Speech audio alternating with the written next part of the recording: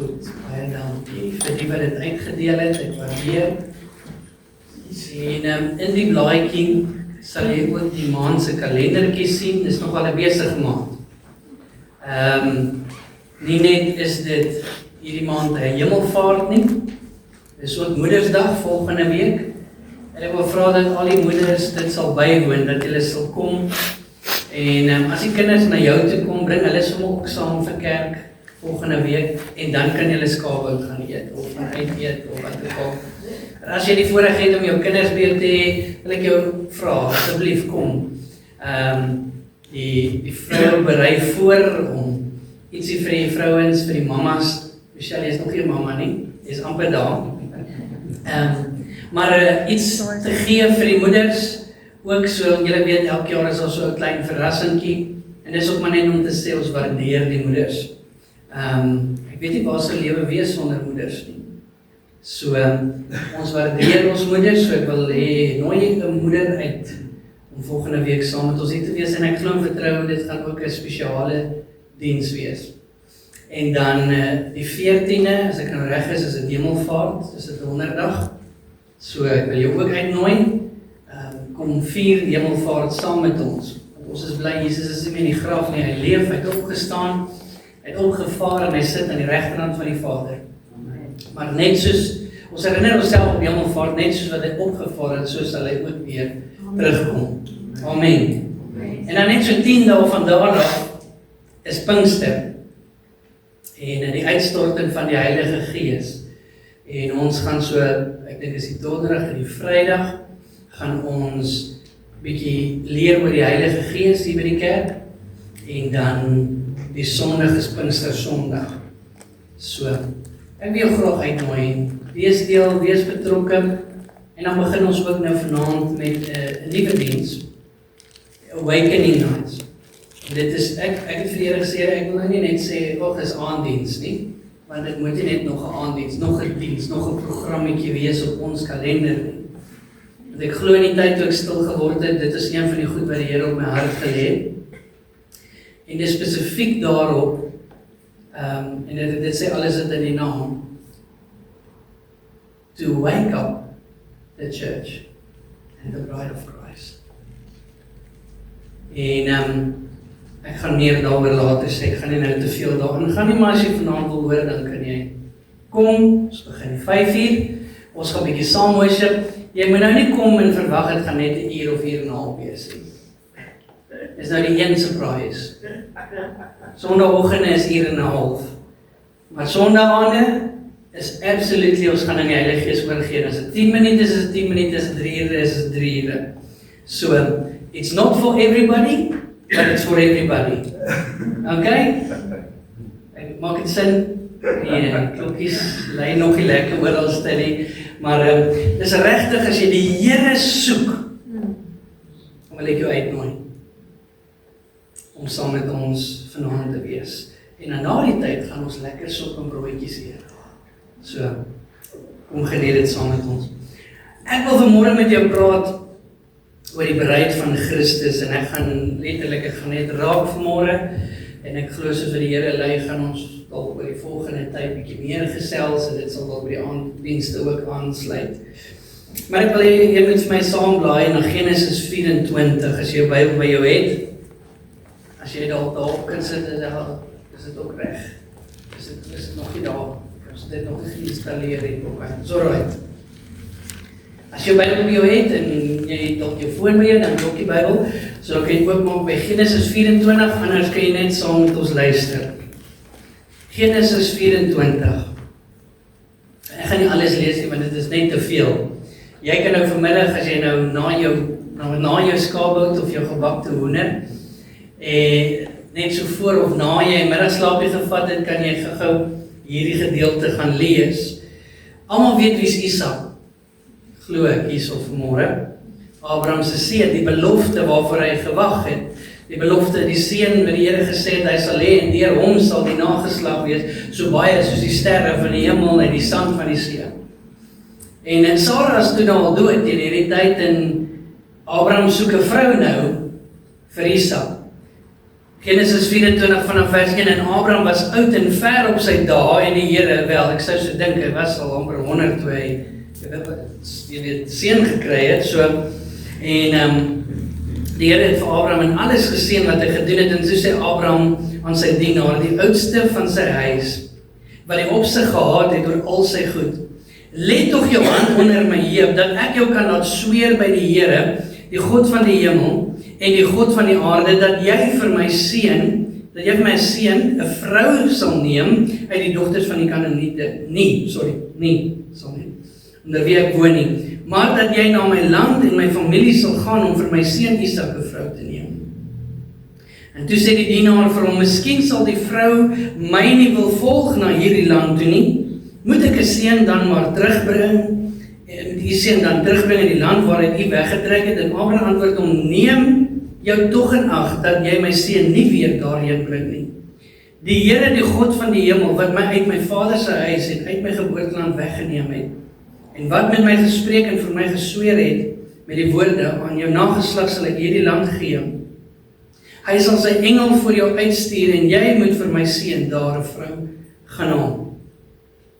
En die diensknegt het toe nou gegaan, en hy sê toe nou vir die Here, hy vra vir die Here, dat die Here goed sal wees vir hom, en dat hierdie reis en hierdie missie wat hy het, suksesvol sal wees. En hy vra toe ook, ons ken die storie, ek gaan so 'n bietjie afbeweeg, kom ons beweeg daarso na vers 12 toe. Here God van Abraham, my Heer, laat ek haar tog vandag ontmoet, en bewys guns aan Abraham, my Heer. Hier staan ek by die fontein, en terwyl die dogter van die manne van die stad uitkom om water te skep, laat dit nou tog gebeur, as die dogter aan wie ek sal sê, hou tog jou kruik, dat ek kan drink, antwoord, drink, en ek sal ook u kamele laat drink, dan is sy dit wat u bestem het vir u knegt Isak. En ons ken die storie, net bietjie verder aan, kom sy, en hy vra vir water, en sy laat haar kruik, en sy gee vir hom te drink, en toe hy klaar gedrink het, sê sy, ek sal sommer die kamele ook water gee. Hy leer toe dat sy van die familie van Abraham is, en hy weet toe die Here het hom sukses gegee, en dat hierdie die vrou is wat die Here gekies het, om vir Isak 'n vrou te wees. Nou, Abraham stel voor die Vader, en Isak stel voor die Seun, Jesus Christus, want hy is die belofte. Hy is ook die een deur wie God se nageslag, die nuwe, ons is deel van God se nageslag, deur Jesus Christus. Soos wat Abraham vir Isak amper geoffer het, so is Jesus vir ons geoffer aan die kruis. En dan is hierdie dienaar van Abraham, stel die Heilige Gees voor, wat gaan om 'n bruid vir Jesus te soek en voor te berei. Dis ook die werk van die Heilige Gees, om 'n bruid te soek, haar te roep, en ook haar voor te berei vir die bruilof. Deel van sy werk is om ons te heilig maak. En Rebekka stel dan die kerk voor, ons. Die bruid wat haarself gereed moet maak vir Jesus. Nou, ek wil vir jou verder lees in Efesiërs 5. As jy Bybel het, kan jy dan so te blaai. Efesiërs 5 vanaf vers 22. Paulus praat met die kerk van Efese en hy sê, vroue, wees aan julle eie mans onderdanig, soos aan die Here. Want die man is die hoof van die vrou, soos wat Christus die hoof van die kerk is. En hy is die verlosser van die liggaam. Maar soos die gemeente aan Christus onderdanig is, so moet die vroue dit ook in alles aan hulle eie mans wees. Manne, julle moet julle eie vroue lief hê, soos wat Christus ook die gemeente lief gehad en homself daarvoor gegee het. Om dit te heilig, nadat hy gereinig het met die waterbad deur die woord. Vers 27, en sodat hy die gemeente voor hom kon stel, verheerlik sonder vlek of rimpel of iets dergelijk, maar dit heilig en sonder gebrek sou wees. En so behoort die mans hulle eie vroue lief te hê, soos hulle eie liggame. En wie sy eie vrou lief het, het homself lief.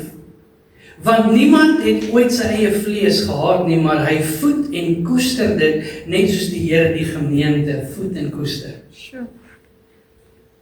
Want ons is lede van sy liggaam, van sy vlees en van sy bene. En daarom moet die man sy vader en sy moeder verlaat en sy vrou aankleef, en hulle twee sal een word. Hierdie verborgenheid is groot, maar ek sê dit met die oog op Christus en die gemeente.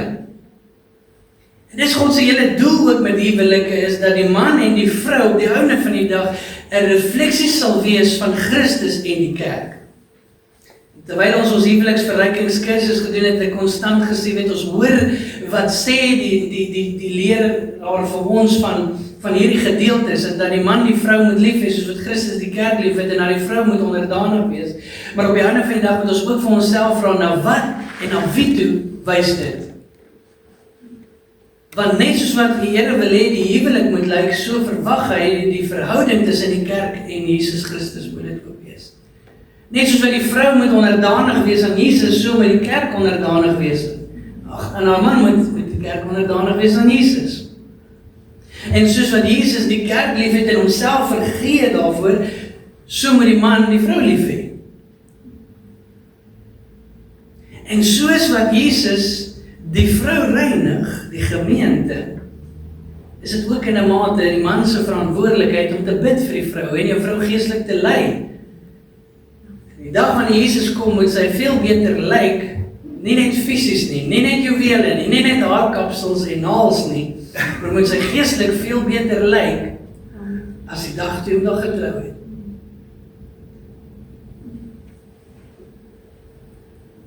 Vers 33 sê, in alle geval moet elkeen wat julle ook afsonderlik sy eie vrou lief het, net soos homself en die vrou, moet die man eerbiedig.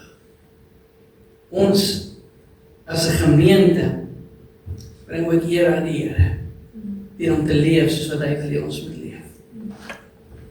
En ek glo dat ons is die bruid van die Here. Dit was baie interessant, Rebekka, as ons bietjie kyk na Rebekka, as sy dan nou die kerk voorstel, as sy dan nou die bruid voorstel, dan dink ek kan ons vanmôre ook iets by haar leer. Rebekka sien ons was baie hardwerkend en sterk gewees. Hulle sê 'n kameel kan tussen 20 en 30 liter op 'n dag drink. 'n Goeie dag, wanneer hy nie dors is nie. Ek sukkel om 'n liter water in te kry 'n dag. Maar op 'n dag wanneer hy baie dors is en hy baie gereis het, ver gereis het, kan 'n kameel tot 200 liter water drink en 94 liter in minder as 3 minute. Sure. Rebekka het 'n paar keer, dit was 10 kamele wat ek dink dors was, wat ver geloop het. She was a hard worker. Sterk vrou gewees. Sy het nie opgegee by die derde kameel en gesê, luister hierso, nee, ek dink jy moet nou maar oorvat. Ek sien nou nie meer kans om aan te gaan. Sy was hardwerkend gewees, sy was sterk gewees, en dan was sy ook gasvry gewees. Sy het nie hierdie man geken nie, van geen kant af nie. Sy was gasvry gewees, sy was vriendelik en goedhartig gewees, en het na hom gekyk, het hom selfs huis toe genooi. Sy was ook bereidwillig gewees, om saam met hom te gaan, al weet sy nie eers hoe lyk die man kom te gaan wie sy nou verloof moet raak nie. Dis ons, dis die kerk, ons weet nie eers hoe lyk hierdie man Jesus, wat ons aan verloof is, want as jy 'n wedergebore kind van die Here is jy verloof, en dit is so goed soos getroud, maar ons is verwagtend op die bruilof, maar wat nog kom. Vir die bruidegom om hierdie bruid aan wie hy verloof is te kom haal, en hierdie huwelik te verbind en te verseël vir ewig. 1 Petrus 1 vers 8 sê, Jesus Christus, vir wie julle, al het julle hom nie gesien nie. Die disippels het hom gesien. Paulus het hom gesien op die pad van Damaskus, maar ons het hom nog nie gesien nie. Ons weet nie hoe hy lyk nie. Petrus skryf, hy sê, hierdie Jesus vir wie julle, al het julle hom nie gesien nie, tog lief het. Wie Jesus lief vanmôre? Het jy hom regtig lief? Is dit 'n skynliefde? Dink jy, dan hoor ek mense sê, man en vrou sê, ja, ek het my vrou lief. Dit lyk nie altyd so nie. Jou optrede wys dit nie, jou woorde wys dit nie altyd nie, jou aksies. En ons sê so maklik, ons het die Here lief, het ons hom regtig lief?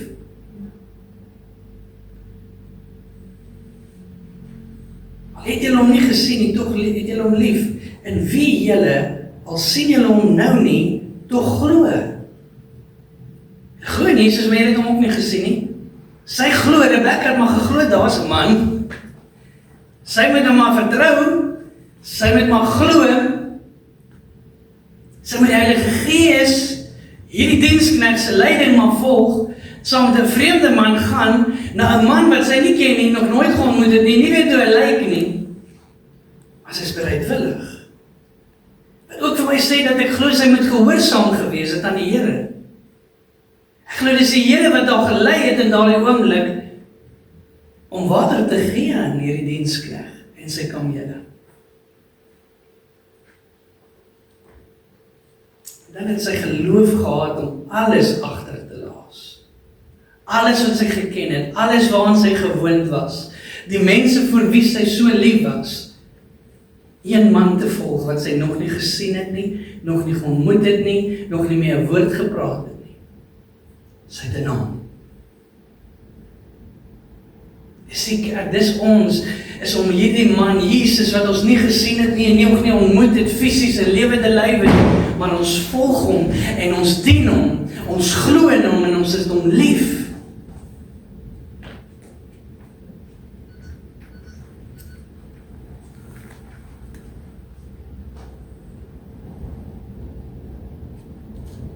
Die woord Rebekka, of die naam Rebekka, beteken om te bind.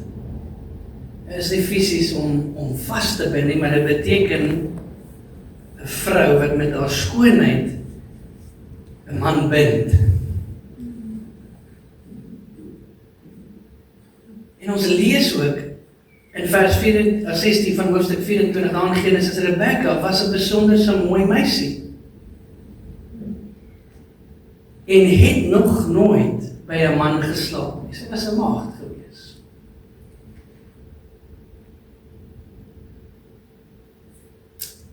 Ek en jy, wat die kerk is die bruid van Jesus Christus. Omdat toe jy wedergebore word jy verloof aan hom. En ek en jy is veronderstel om soos Rebekka alles agter te los. Alles neer te sit, selfs ons eie lewe, soos wat ons verlede week gehoor het, te sterf in onsself. Vir hierdie man, ons ken net sy naam. En ons kan ook iets van hom lees, en ons weet wat hy vir ons gedoen het, want ons hoor dit deur die profete, en al die mense, en dit wat wie van hom vertel het, al die apostels, selfs die Heilige Gees in ons daaglikse lewe, maar self, het ek hom nog nie fisies gesien nie. Dit is 'n begeerte, nie by jou nie, is by my 'n begeerte, om Jesus te kan sien. En een van die goeders, en ek het dit donderdag gaan by die worship team, ons het regtig donderdag gaan so 'n wonderlike tyd in die Here se teenwoordigheid gehad, terwyl ons hier geoefen het, ons het eintlik meer geworship as geoefen. So wonderlike tyd in die Here se teenwoordigheid gehad. En ek deel met hulle, en ek en my vrou praat baie in hierdie week ook daaroor, is dat my begeerte is dat die Here weer werk op mysterious ways. En wanneer die Here opdaag in 'n plek, ja, dan is daar sekere manifestasies, ons het dit al gesien, baie mense val in die gees.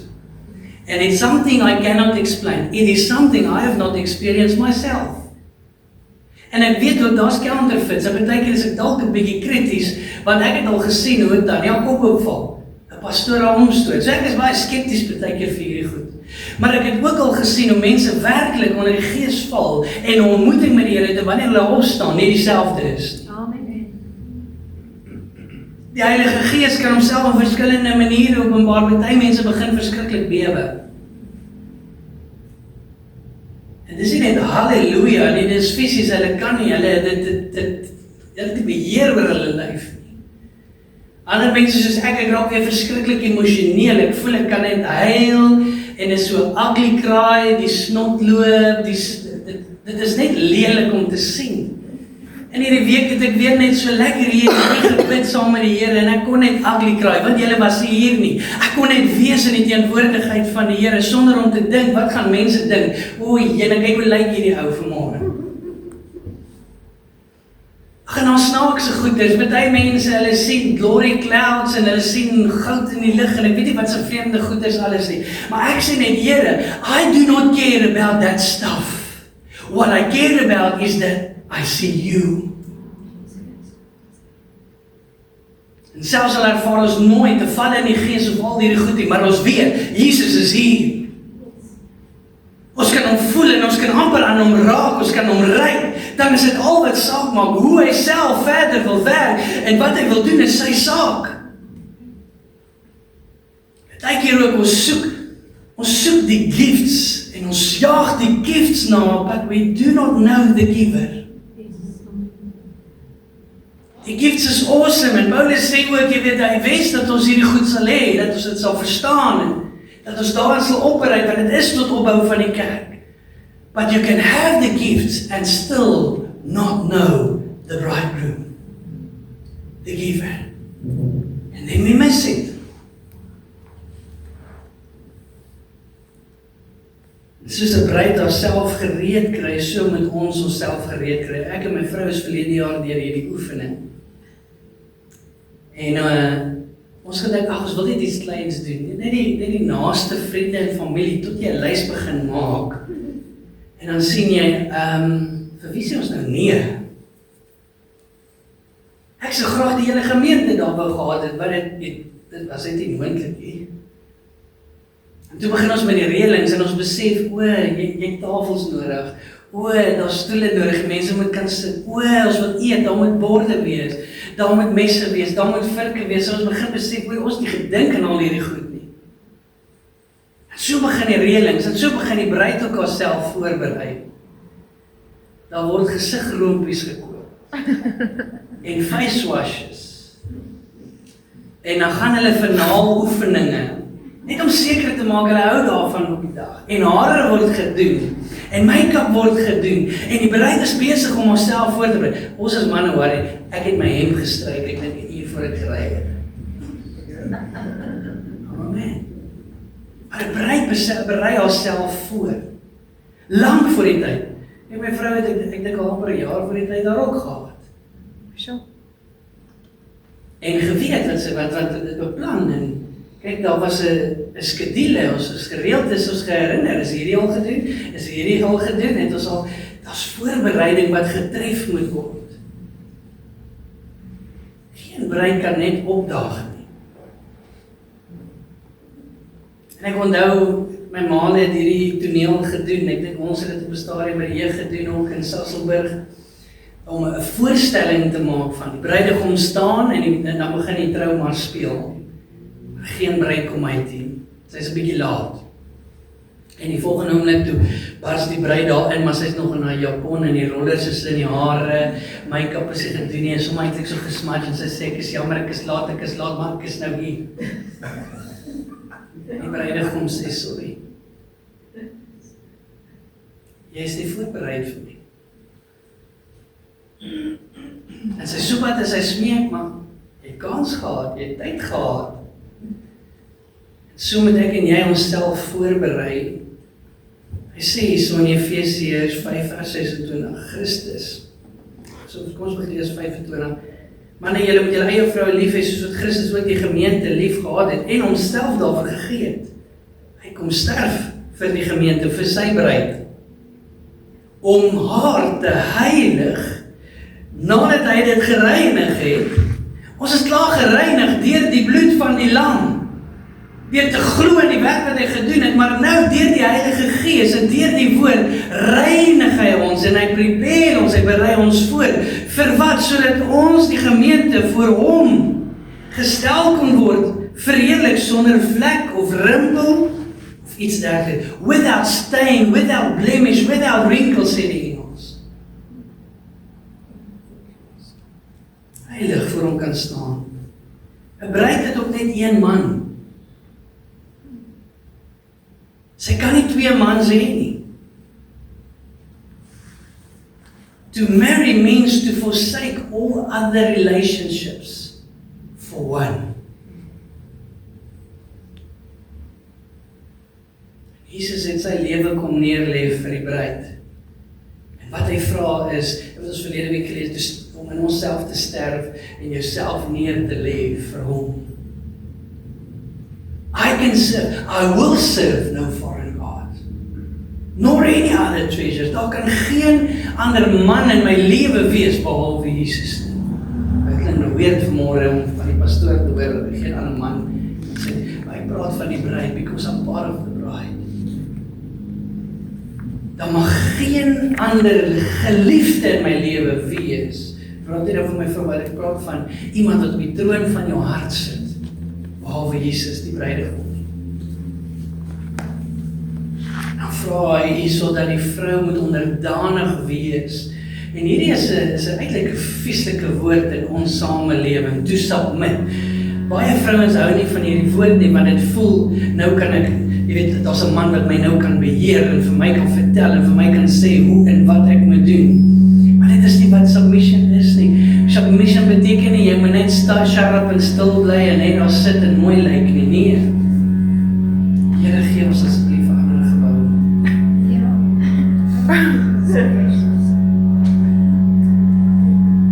Ek weet nie van julle nie, maar ek kan nie meer hier nie. Hierdie bikes, hierdie karre, hierdie winkels, die mense.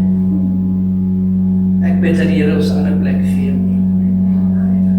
I think it's part of the enemy that wants to distract, but I don't care. Ek wil nie meer wees nie. Mag die Here vir ons help en voorsien. Bid saam met my asseblief. Ek wil gou vat na, is daar jy of ander jy kan vir my kom en help asseblief. So bly wees. Openbaring 2.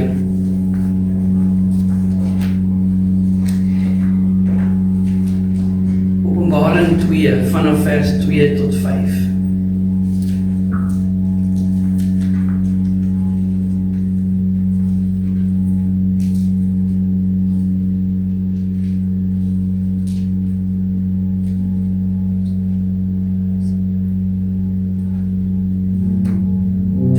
Jaar later,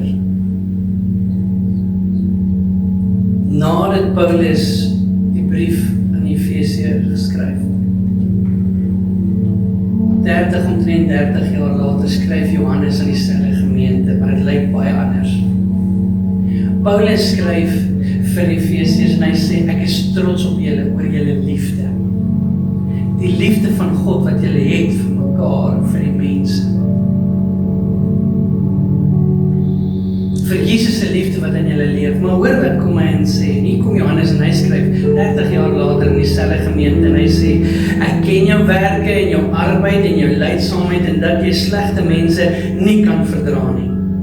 Well done. En dat jy die op die proef gestel het wat sê hulle apostels is en dit nie is nie en hulle leenaars bevind het. Well done. En dat jy verdra het en lydsaamheid besit, en terwille van my naam, gearbei en nie moeg geword het nie. Maar ek het teen jou, dat jy jou eerste liefde verlaat het. Hierdie eerste liefde in konteks is nie net eerste liefde God nie, maar die konteks is dat jy jou liefde vir God en vir die mense verloor het. Ek sien jou goeie werke, ek sien dit wat jy doen, maar dit het ek teen jou, dat die liefde wat jy eerste, dit is eintlik die konteks, die oorspronklike, die liefde wat jy eens op 'n tyd gehad het, in Efesiërs, het jy nie meer nie.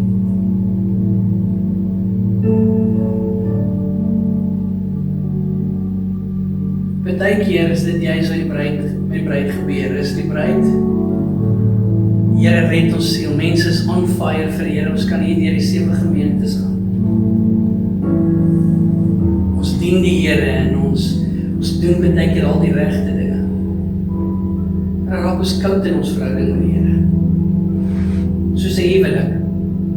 Man en vrou raak te gewoond aan mekaar. Amen. En as die liefde nie meer daar reg, is dan maar net ons leef saam.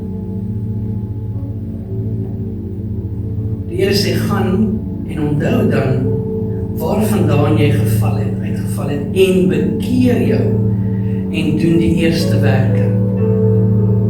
Anders kom ek gou na jou toe en sal jou kandelaar van sy plek verwyder as jy jou nie bekeer nie. Hy wil bekeer, beteken net om terug te draai na die Here toe. Ons doen baie keer al die regte dinge. Soos hierdie gemeente. Die Here sê, ken julle werk, I know your works. Dit is goed, jou werke is goed en ek sien dat jy nie, jy weet, die slegte mense kan verdra nie. Maar dit het ek teen jou. Die hart, die liefde, die motiewe.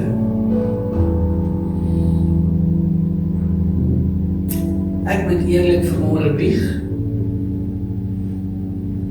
En so 2 of 3 weke terug, is dalk 'n bietjie langer, dat ek het vir die Dream Team gesê, al die leiers, dat ek moet bely. Dis my eerste gemeente. En die Here ken my hart is reg, my hart is goed en opreg en al wat ek doen is vir hom. Maar ek maak ook foute. En in die afgelope 3 jaar het ek baie foute gemaak. In die afgelope 3 jaar het ek baie keer mens probeer behaag in plaas van die Here. Mens meer gevrees as God gevrees. In die afgelope 3 jaar baie rond gekyk. Jy weet, dit is mos hoe dit gaan. Wat gemeentelede kom by jou en sê, jy gesien wat doen daai gemeente? Hoekom doen ons nie dit ook nie? Maar die Here het niks gesê. Ja, daai met daai gemeente, kyk jy pastoor. Kyk wat doen hulle. En jy begin jouself vergelyk met verskillende predikante en kerke. Dis die verkeerdste ding wat jy kan doen, en dis waar die dood begin intree. En jou liefde begin koud word.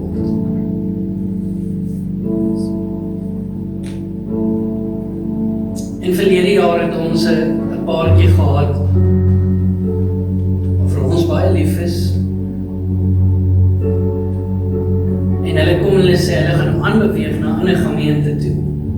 Nie omdat hulle kwaad is nie omdat daar iets is wat hulle ongelukkig maak nie, maar oor een rede, ons kerk is nie besig genoeg vir hulle nie. Ons is nie genoeg programme nie. Ek kom uit 'n groot gemeente uit in Johannesburg, Pretoria, waar dit besig is, maar waar die gemeente ook 'n baie groter voltydse personeel het. En hulle voel hulle moet aanbeweeg na 'n plek toe waar hulle kan besig wees. En ek respekteer dit en ek sê, ons bless julle. Maar ek het in my binneste het ek gevoel, sjoe, Here, ons kan mense verloor omdat ons nie veel doen nie. Ons moet begin doen. En toe val ons weg en ons begin die leefgroepe en dis jeuggroepe en dis young adult groepe en dis al die goed so ene, sodat ons ook kan sê, ons is besig en ons het 'n program, waar wil jy inskakel? En in my stilte tyd, terwyl ek afsonder vir die week in Maart, praat die Here met my duidelik oor dit. Want ek voel, Here, ek brand uit, ek voel ek is moeg. En die Here sê, dit is omdat jy besig is met dinge wat ek nooit gesê het, jy moet besig wees. En ek sê, maar ek is daar nou seker, ek het reg gehoor, ek het seker dat daar gedink dit is hoe die pad moet lyk. En die Here herinner my, onthou jy daai paartjie. Seker goed wat die Here wil hê, maar dit het iets ge-ignite, wat nie wat die Here was nie. En self het ek hierdie kar probeer in die gang slinger, en aan die gang hou, soos die Flintstones wat maar trap met die voete, om hierdie kar aan die gang te hou. En ek moes bely, ek moes vir die Here sê, Here, ek is jammer. Ek is jammer, Here. Lei my dan nou, wat moet ek doen? Lei my dan nou en sê vir my, wat moet ek neersit en wat moet ek optel? Ek wil nie 'n bruid wees wat besig is met baie ander dinge nie. Ek wil 'n bruid wees wat een jaag, dit is Jesus. His heart, His will, His mission. Amen. En ek ervaar duidelik hoe die Here sê, stop alle aktiwiteite en programme. Die jeug, die vroue gaan aan op 'n Woensdag, die manne aande gaan aan 'n keer 'n maand. Alle ander programme, stop. Alwaar jy fokus in die week, onder die manne en die vroue, 'n Bybelstudie op 'n Woensdag, die erediens op 'n Sondagoggend en 'n aanddiens, where you come hungry to seek my face, to cry for wake up, for awakening, for revival, for fire, for the Holy Spirit to fill you. Want voordat die Here iets ook eintlik vul, dit moet ons eers bou. En in die begin van die jaar het die Here die woord vir my gegee, bou my huis. Restaurasie, herbou, herstel en herleef. Maar herleef kan eers kom as daar geherstel en geherbou is. En dis wat ons nou gaan doen. Sodat die Here kan vul en kan kom en doen wat hy wil doen. En ek weet, nie almal sal dalk saamstem nie. Nie almal voel dalk wat toe die pastoor is. Ek het die leiers hier gehad en ek het gesê om my ook accountable te hou. Dis nie net my besluit nie. Dis wat ek ervaar. Gaan bid julle ook saam met my daaroor. En ons kom Dinsdag aan by mekaar. En as ons nie op dieselfde bladsy is nie, die een sê nie ons gaan aan, die een sê ons gaan nie aan nie, dan gaan ons bid weer, ons kom weer. En ons sal aanhou bid tot ons op dieselfde bladsy kom. Ons terugkom en dit was 100%. Dis wat ons stop alles. Op Woensdag van volgende maand af gaan ons dieper in die woord. Nie net oppervlakkig, dieper in die woord.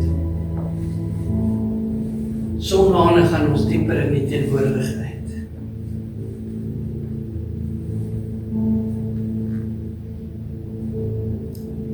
Hoe lyk dit om 'n bruid te wees en verliefd te wees? Beteken jy het alles opgegee, jy het alles prysgegee vir een. Baie mense hou nog vas aan baie dinge. Vriendskappe partykeer waarna jy moet laat gaan. Om vas te hou aan die een.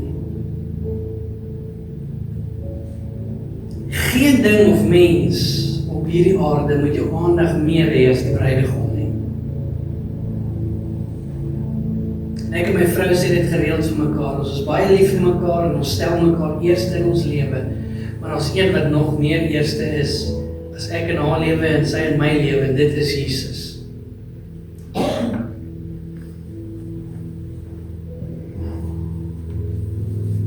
Dit beteken dat jy tyd saam met hom bo alles sit.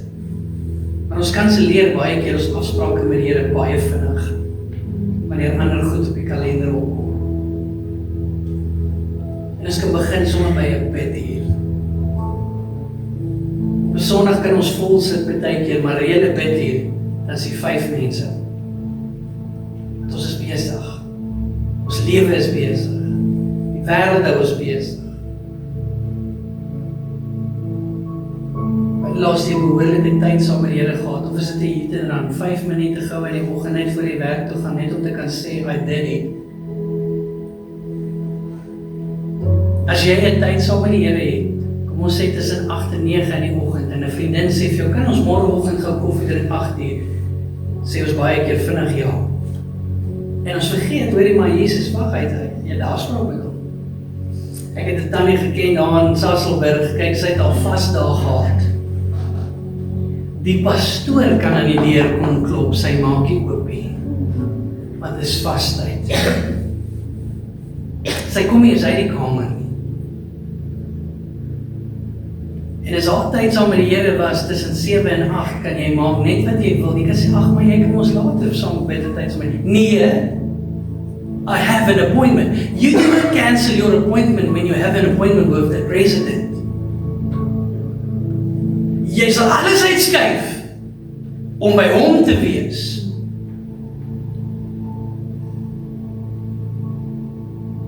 Tyd saam met hom, bo alles. Hoe die huis skoonmaak, dit beteken nie jy moet die huis net los nie. Dit beteken nie skottel goed mag maar ophou en jy wag nou maar vir die engeltjies om dit te kom was nie. Dit beteken nie jy sê môre vir jou baas, ek gaan nie inkom werk toe nie, want ek gaan nou net bid nie. Ons is steeds verantwoordelikhede wat ons in hierdie lewe het. Maar Jesus moet my nommer 1 verantwoordelikheid wees. Verhouding saam met hom. To know him, make him known and bring him glory. Klaar. Wanneer jy verlief is op die bruidegom, dan beteken dit sy woorde beteken meer as enigiemand anders se woorde in jou lewe. Maak nie saak wie wat vir jou kom sê nie. Maak nie saak wat 'n profesie dalk oor jou lewe mag wees nie. If he did not say it, I don't want to hear it. Sy woorde maak vir my meer saak as enigiemand se woorde. En dis iets wat ek nou nog moet leer. Want as baie opinies in kerk. Altyd eers te gaan en sê, okay, wat sê hy? Ja, ek het my woord gegee, maar wat sê hy? En ek sit nie meer my geloof in my eie vermoë om te hoor nie. Hierdie week toe sê ek vir die Here, I'm done with it. Maar ek denk van, Here, het jy nou regtig gepraat? Het jy nou regtig gepraat? Het jy nou regtig gesê? Praat jy met my? Ek gaan my geloof sit in sy ability om met my te kan praat. Amen. He knows where to find me. Hy ken my adres, hy weet waar ek bly. En as hy aan Maria kon verskyn in die nag en aan Josef kan hy aan my verskyn. He can wake me up from my sleep and speak to me.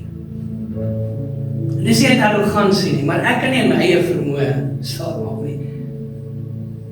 I can put my faith in his ability to speak. And he wants to speak. Sy woorde moet meer gewig dra as enige ander iemand se woorde in my lewe. En laastens, sy begeertes beteken vir my meer as my eie begeertes. En ons sukkel baie keer met daai en omdat ons nog nie gesterf van onsself nie. Ek wil dit so hê, ek wil dit doen, ek wil die ding doen, ek wil daai ding doen, maar wat wil die Here hê? Baie keer gaan die Here goed vra wat nie lekker is om te gee nie. But if you love him, if you truly love the bridegroom, dan sal jy alles oorgee.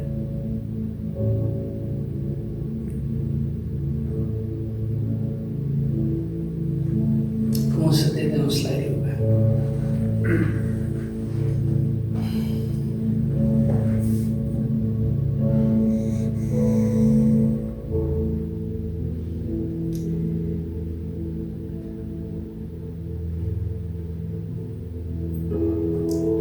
Vanmôre, Here, dat U in ons harte sal werk, Heilige Gees,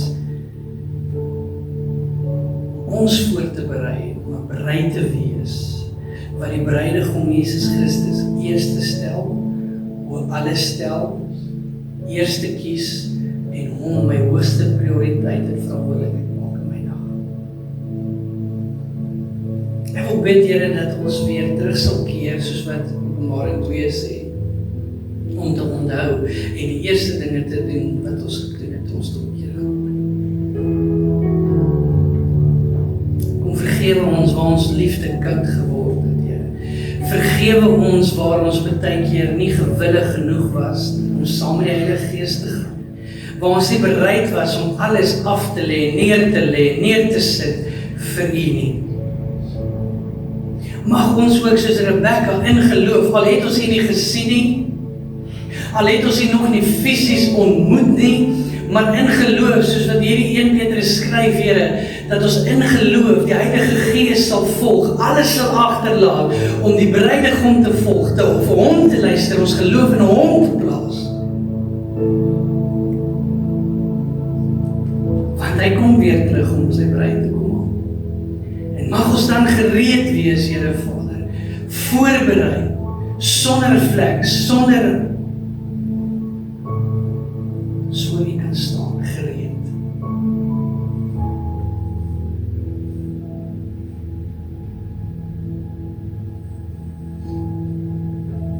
Here, ek bid dat U vanmôre die naprediker net van hierdie woord sal wees. Ek weet, Here, U slaan reguit hou met 'n kromstok. Here, dat U wil sal geskied in hierdie gemeente. Mag ons as 'n gemeente Jesus soek. In die menslike dinge, menslike programme, najag nie, maar net Jesus, Here, oor wat is U.